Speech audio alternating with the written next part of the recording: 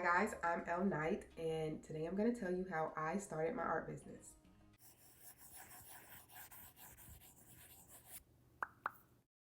You probably clicked on this video because you're an artist and you want to create a business around your art. I started my business back in 2020, so I'm going to tell you the steps that I took to create my business so that way you don't have to jump through the hurdles that I did, and it'll just make life a little bit easier. So the first thing that I recommend that I did was create my name. This is the fun, creative part of creating your business. It's the name creation, logo creation, brand colors creation. But before you get attached to your name, whether it be your regular name or you're coming up with something else, if you plan on having an LLC, it's very important that you search it through the business database and make sure that this name has not already been taken. Because if it has, then you won't be approved for that LLC. If you go to GoDaddy, GoDaddy.com, you can type in the business name that you have, .com or .net, however you want it, and see if it pops up. Now I know that there are new like dots, like they have .love, .art, .whatever. Personally, as a web developer and as somebody who's chronically online and always searching up stuff, I don't recommend if the .com is taken to move to like a .love or a .art or something like that. Only because the way people's brain works, everyone knows .com. So to remember your website, like, oh, it's .art, they're gonna have to remember that. They're gonna get confused, like they know your name, but they can't find your website, yada yada. And then the .com one will pop up and it's not you. It's just complicated, right? But if you do want to have like a .art or something that's not .com to be like original, I would recommend purchasing the .com as well as the .art, and you can have the .com redirect to your .art. So now you have your name. It is not taking on the business database and it is not taking on GoDaddy, so you'll be able to have your own website. Even if you don't want your own website starting off, a lot of people start off on Etsy. I do recommend holding on to at least the domain name so no one else will ever take it, and you can just go on to Etsy to make it easier because you don't have to jump into everything all at once. You know, save your coins and test out your art business first. But you have your name. Now it's time to make your logo and your brand colors.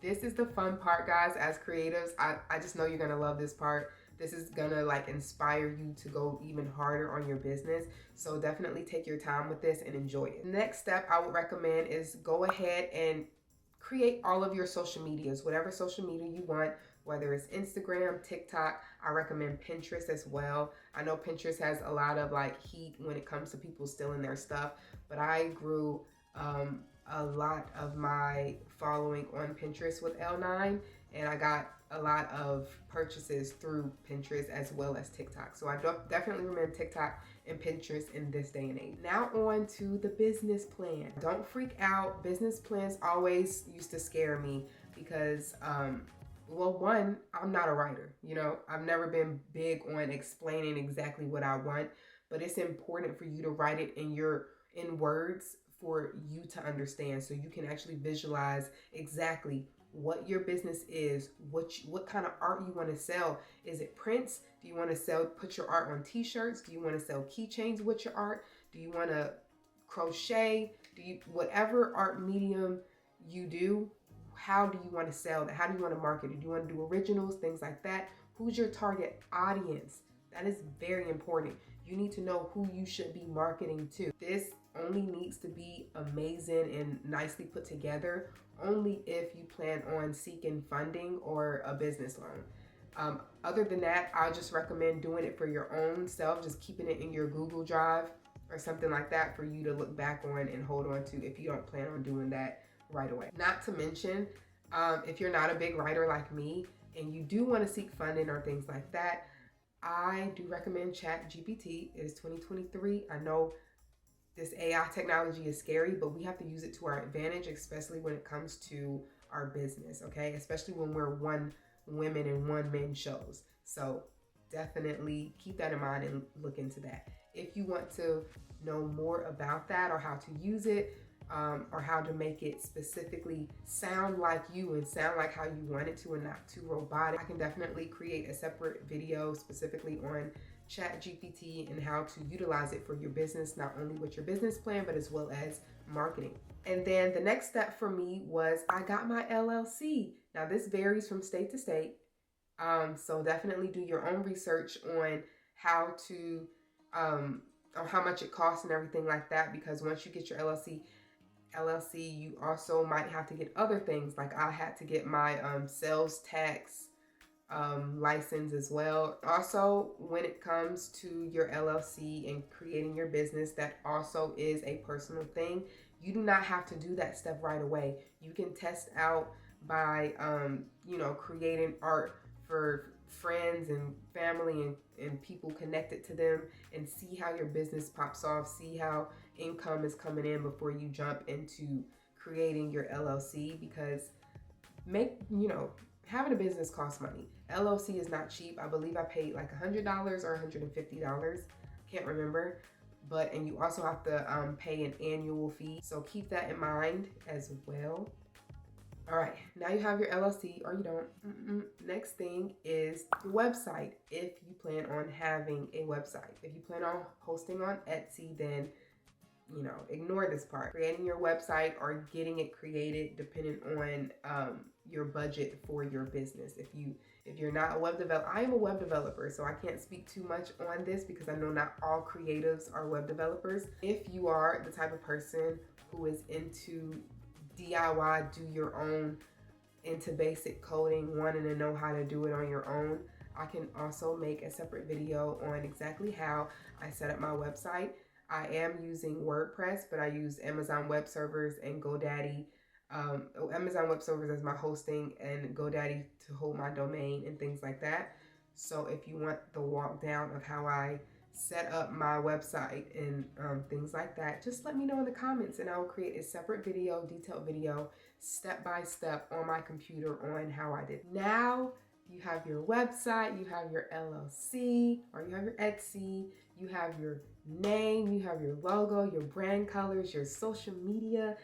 Girl, you gotta look for some products now. It's time for products. Now, it depends on what you want to sell, because artists can sell plethora of things. You can sell your originals.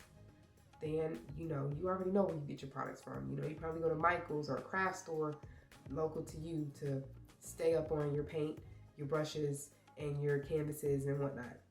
But if you are the type of person who wants to be in-house, where you are creating your art and then you're putting that art on things yourself. Like, do you want to have a heat press where you press the t-shirts on and sell your t-shirt art?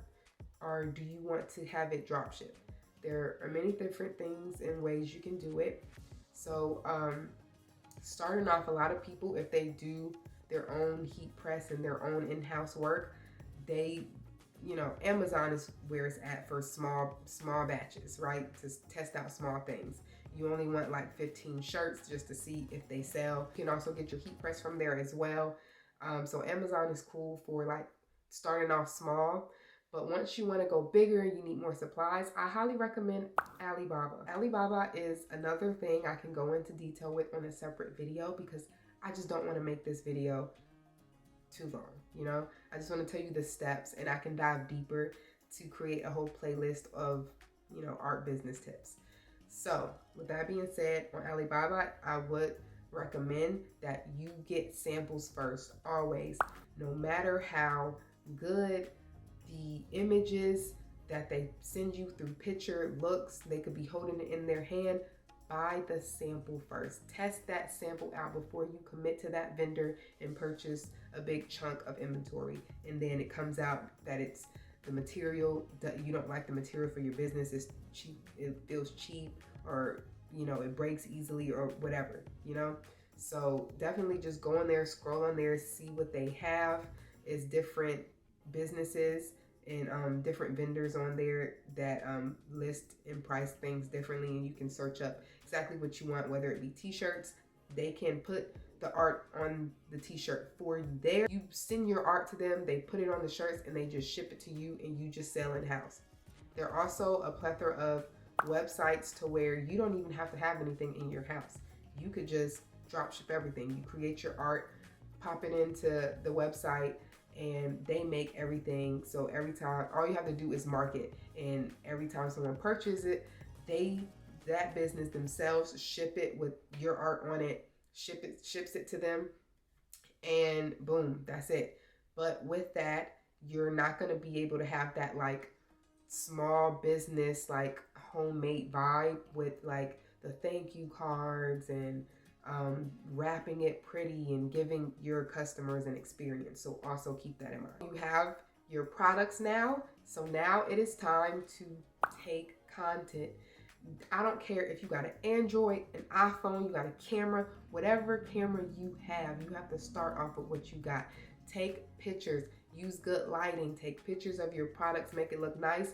Recommend looking at Pinterest to see how people set up and display certain things, so that way you know the basics on how to kind of market your thing. Again, I can make a separate video on that as well. Okay, now you have your content, you have everything ready to go.